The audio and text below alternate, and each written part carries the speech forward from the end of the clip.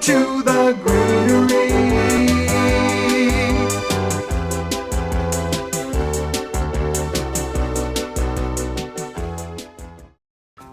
Like I was talking earlier, we do collect these on our travels, and sometimes we'll run into a variety with no label in it, but we know we don't have it in our collection. We think it looks great, and we'll get it, we'll grow it on, and propagate it from there. This happens to be one of them.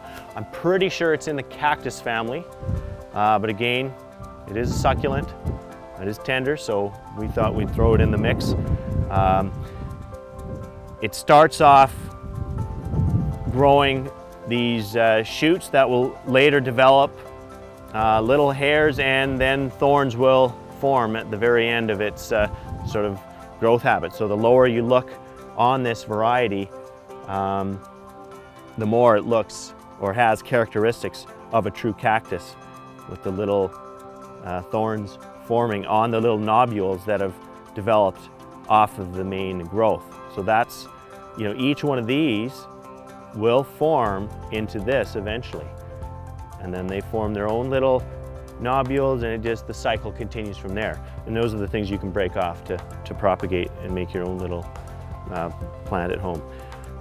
We love doing this in the little pots for the kids, little $1.99, $2.99 in that range, little cute little cactus plants. The kids just love them when they come into the store in the spring.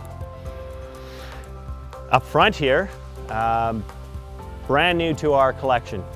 Just added it this last season, so I haven't even really done a lot of selling or marketing of this one yet. It is called Portulacaria mollocanensis. And very neat stacked growth. Again, like a lot of the other tender succulents and cressula, the way the leaves alternate in that habit coming out. But just a neat, coarse look to it. And again, that's the trick with a lot of these different varieties is to get 4 or 5 or 6 different ones and create a little mixed bowl out of them.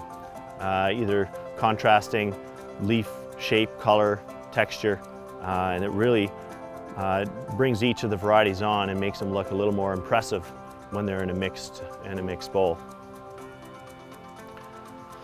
This beauty here in the back we did introduce to you last season in our 3-part series of tender succulents, Euphorbia fire sticks, and I just wanted to show you the stock pot this year in our segment, just so you get the idea of what it can create for you. Because when we're selling them, they don't look like much sometimes, just a couple little sticks, maybe a couple little shoots coming off, but be patient with them.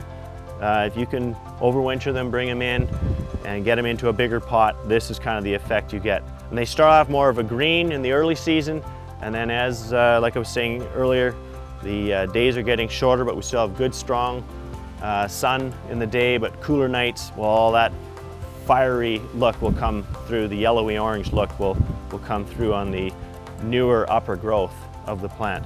Again, makes a nice centerpiece in mixed succulent bowls. And one more type of Euphorbia again up front.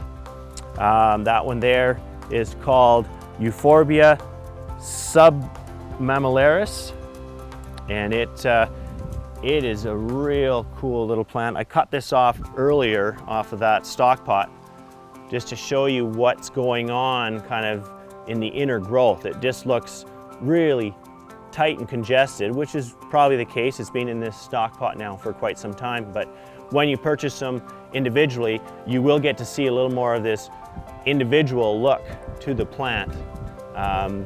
Columns all bumpy like. No thorns. This isn't doesn't hurt or anything like that. It's not cactus-like in any sense. But so you got your main one with the little babies coming off, and then off of those babies you got more and more, and then it just sort of builds up and gives it this almost brain-like look after 2-3 years of growth in a pot. But again, using it in a mixed bowl, It'll just sort of fill in that pocket and corner of the bowl, giving a cool texture and look to your arrangement.